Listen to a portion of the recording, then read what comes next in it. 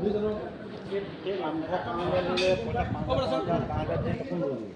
কাৰণে আপুনি আহিছে বোলে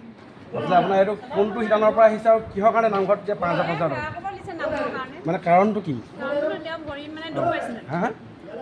ভৰিত হয় হয় তাৰপৰা এতিয়া যে মই নামঘৰৰ কাৰণে আমাক পইচা লাগে আৰু নামঘৰ শিতানৰ আপুনি দিয়া নাই আপুনি তেনেকৈ নক'ব শুনক কথাটো শুনক 1 নম্বৰ কথাটো হ'ল কি নামঘৰৰ কাৰণে পইচা লাগে দেৰি না দেৰি আপুনি ৰ'ব লাগিব আমি নামঘৰ লাগি আছে চক পইচাটো আমাৰ নামঘৰত প্ৰয়োজন আমি আবেদনো কৰিছোঁ এইটো পইচা আহিব তাৰ কাৰণে আগত আমাৰ বিজেপি তপন গগৈ ডাঙৰীয়া ভৰি ভগা আজি 2 মাহ হ'ল 2 মাহৰ আগতে কোৰ্টত কন্দা লগা এতিয়া যে আপোনালোকে এইটো সময়ত যে আপোনালোকে পইচা দিব নোৱাৰে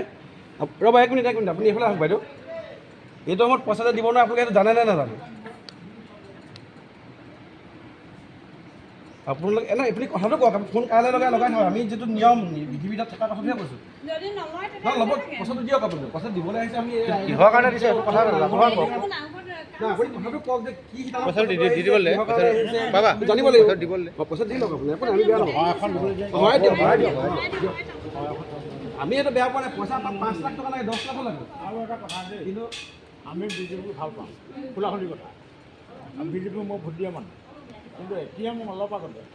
মানে এটা কথাত বৰ দুখ পায় 1 নম্বৰ কথা কি আমাৰ নামঘৰৰ কাৰণে 2 লাখ টকা আহিছে গাঁওবুঢ়াই আমাক মানে মেছেজত ক'লে যে খোলাখুলিকৈ আমাৰ আপোনালোকৰ নামঘৰৰ কাৰণে মানে 2 লাখ টকা আহিছে আমি ইতিমধ্যে তাত দৰখাস্ত কৰা হয় এনেকুৱা বিজেপি লিডাৰ আছে নি ইয়াত কুটকুটীয়া যা আমাৰ নামত থকা সেইটো